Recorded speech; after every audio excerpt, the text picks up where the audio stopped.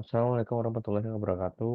Perkenalkan nama saya Aaron Kwek dengan NPM 220082760. Di sini saya akan memberikan tutorial bagaimana cara menginstal modul ekstra OpenHRMS di Windows 6, di Windows 11 melalui Sol dengan Docker dari UDU 16.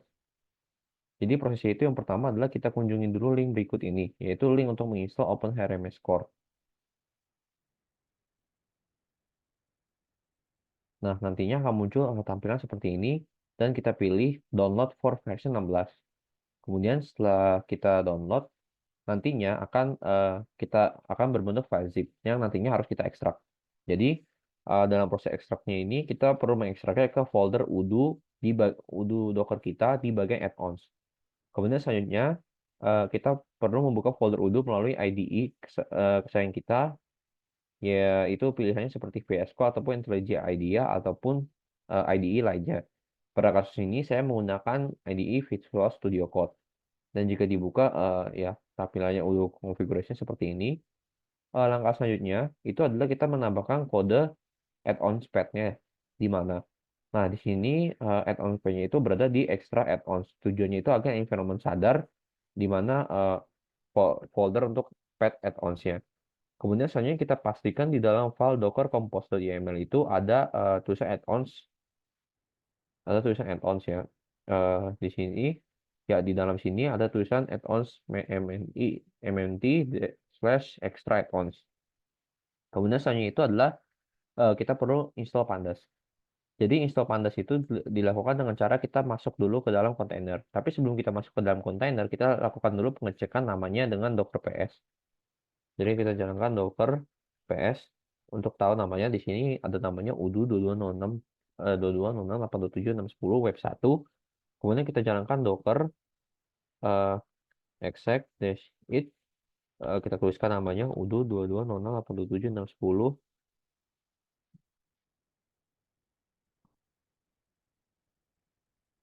web 1 bin bash. Ya, nanti kita akan masuk ke dalam terminalnya udo. Kemudian selanjutnya itu kita bisa tuliskan pip install pandas. Nah, di sini kita melakukan installing modul pandas yang dibutuhkan dalam OpenHRMS Core.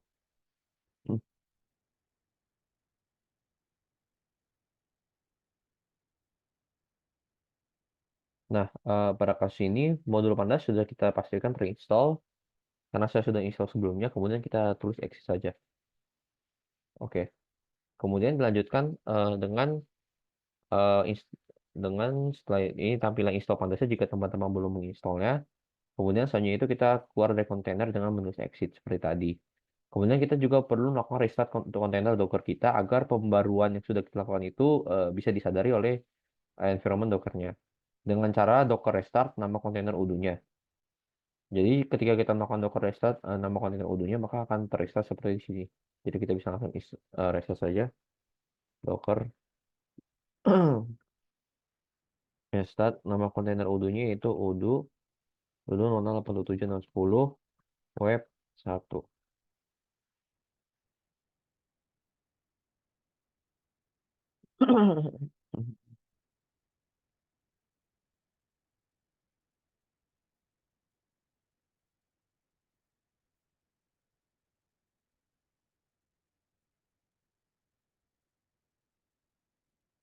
Ya, nanti akan muncul tampilan seperti ini yang menandakan dia sudah di restart. Oke, selanjutnya itu kita lanjut ke akses localhost dulu. Jadi kita bisa mengakses localhost dulu dari sini karena kita sudah menggunakan port yang sama dengan yang ada di Docker Compose ya. Jadi Docker Compose ini kan ada portnya 8070, jadi kita perlu mengaksesnya di port 8070.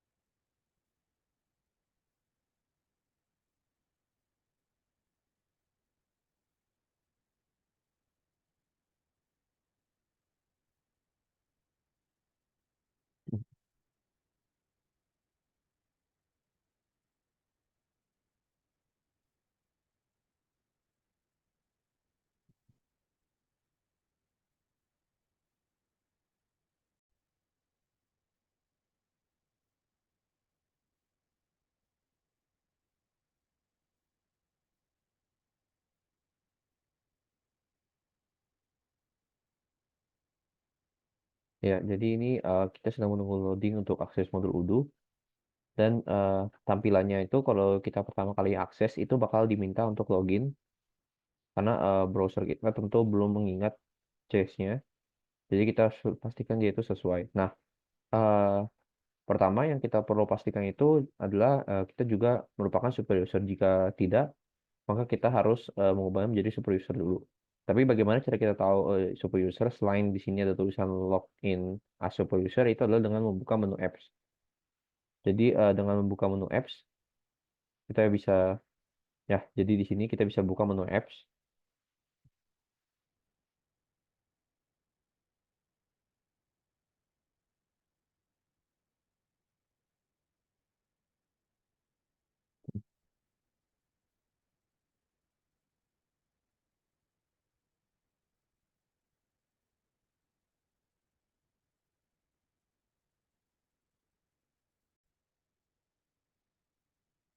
dengan mencet tombol apps.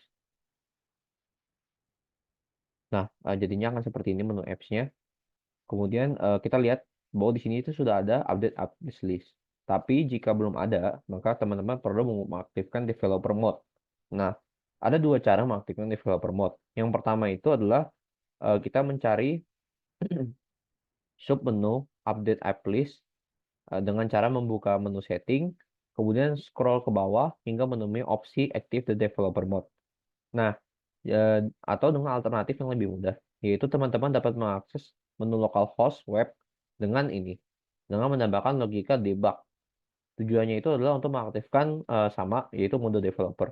Nah, selanjutnya itu kita perlu mencari modul yang telah diinstal. Cara mencarinya cukup mudah, yaitu teman-teman tinggal mengetikkan HRMS Core di sini. Nah, dan akan ditemukan modul. Nah, tapi setelah teman-teman menjalankannya, seharusnya munculnya itu adalah tombol aktif. Nah, tapi di sini kasusnya saya sudah mengaktifkannya sehingga tertulis install. Nah, jika teman-teman lihat mode HRMS Core yang telah diinstal itu juga ada banyak.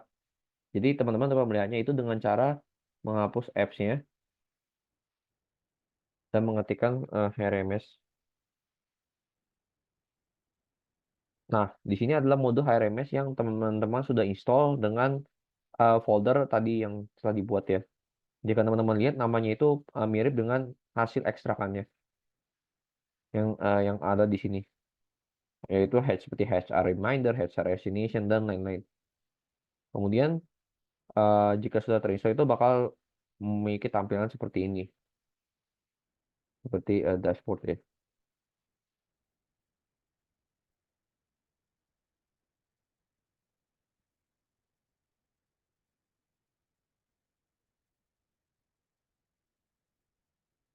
Ya, tampilannya seperti ini jika sudah install mode HRMS Core ya. Dapat teman-teman lihat di sini ada beberapa banyak tampilan dashboard.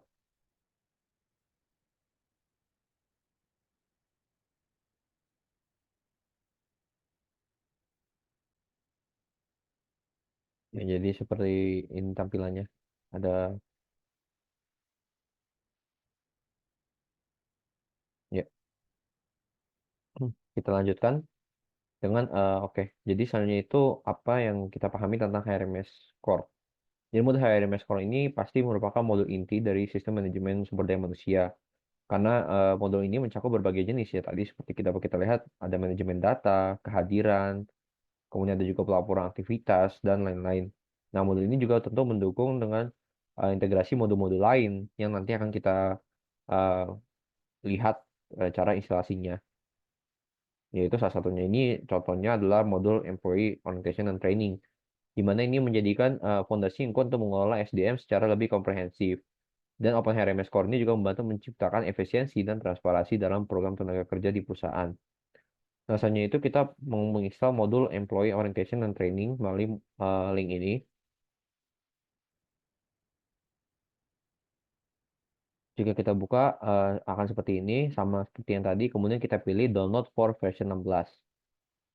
Selanjutnya itu ini akan seperti biasa bakal di-download dan bakal diminta untuk ekstrak filenya. Nah, untuk ekstrak filenya ini sama tempatnya itu ditaruh pada folder add-ons di dalam Docker container Udo kita. Ya, tempat alamat Docker container Odoo kita. Kemudian selanjutnya kita membuka Visual Studio Code sama seperti tadi, tapi yang kita ubah itu berbeda. Yaitu yang kita ubah itu adalah di file manifest.py di dalam ohrms underscore core. Di mana di sini kita akan masukkan tulisan employee orientation di dalam defense agar dia menyadari bahwa ada file employee orientation. Selanjutnya itu kita akses seperti biasa udah melalui localhost seperti tadi. Kemudian kita lanjutkan dengan mengupdate app list. Jadi kita bisa pilih apps, kemudian kita pilih update app list, kemudian kita pilih update. Sama seperti tadi juga kita melakukan hal yang sama untuk mengupdate list aplikasinya.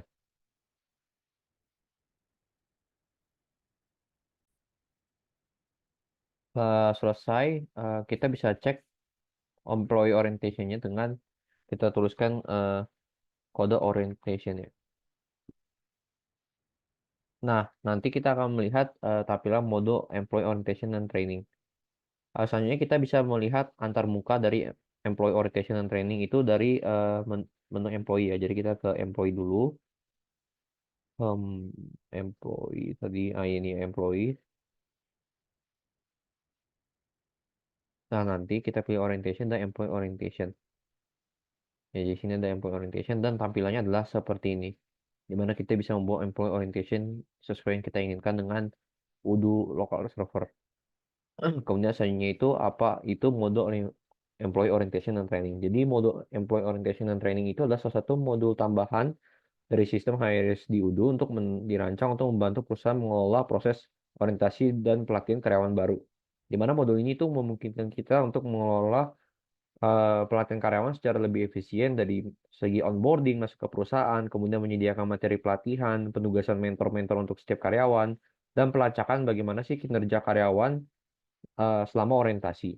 Dengan modul ini, perusahaan juga pasti dapat memastikan bahwa karyawannya itu menerima orientasi yang baik dan tepat, sehingga fitur ini membantu meningkatkan efektivitas dan integrasi dengan karyawan baru serta memastikan mereka siap bekerja sesuai dengan standar perusahaan. Nah, selanjutnya itu kita juga bakal nge-install modul extra OpenHRMS tambahan, yaitu modul Employee Appraisal. Yang pertama itu kita akses dulu link ini. Nah, di sini kita pilih download for version 16. Kemudian setelah itu bakal masuk ke dalam folder download kita dan kita harus mengekstraknya di tempat yang sama, yaitu di dalam folder add-ons. Kemudian selanjutnya itu kita tambahkan OH Appraisal di manifest.py. Ya, di sini ya. Kita tambahkan detail sini agar dia dapat menyadari adanya folder ini ya, yang kita download tadi. OH, OH app ratio. Oke. Selanjutnya itu kita akses localhost Odoo seperti biasa. Kemudian kita login dan kita melakukan update apps list. Ya, eh, ya kita ke apps. Kemudian kita pilih update apps list, kita update.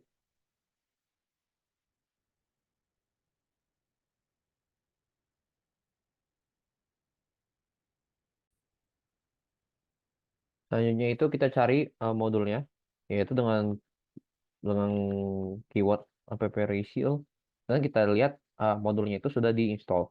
Jika teman-teman belum mengaktif modulnya sebelumnya, itu bakal jadi tulisan aktif dan tinggal diklik saja. Nanti akan loading selama beberapa waktu dan setelah itu bakal menjadi install. Nah, sebelum kita bisa mengakses antar muka employee app ratio, ada beberapa hal yang harus kita lakukan terlebih dahulu. Yang pertama itu kita akses menu setting dari antar muka Odoo. Sini kita akses setting.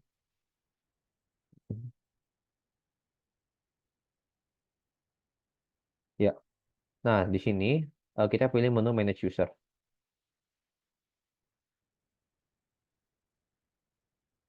Ya. Nah, di sini kita dapat melihat bahwa ada akun kita, Michael Admin di sini, yang sedang login. Kita pilih Michael Admin. Nah, di sini kita bisa mengatur agar mode app ratio itu bisa kita akses yaitu dari sini, Other ya. Di sini ada menu app ratio, instead of kosong ya. Teman-teman bisa pilih Manager agar bisa mengakses modul app ratio-nya. Kemudian setelah itu kita dapat mengakses modul antarmukanya. Nah, bagaimana modul antarmukanya? Itu seperti ini. Jadi kita ke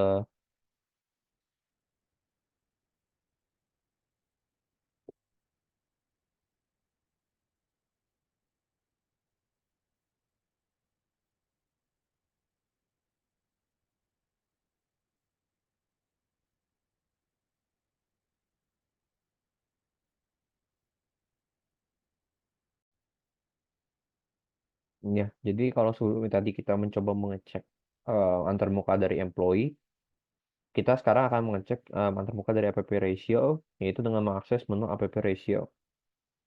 Nah, di sini sudah ada data demo, yaitu Ron Nichols, dan ini adalah tampilan antarmuka dari modul app ratio OpenHRMS tambahan yang sudah kita install.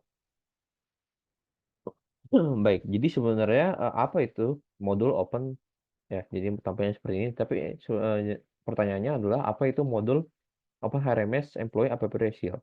Jadi modul HRMS Employee App Ratio adalah salah satu fitur dalam Open HRMS yang dirancang untuk memfasilitasi evaluasi dan kinerja karyawan secara sistematis.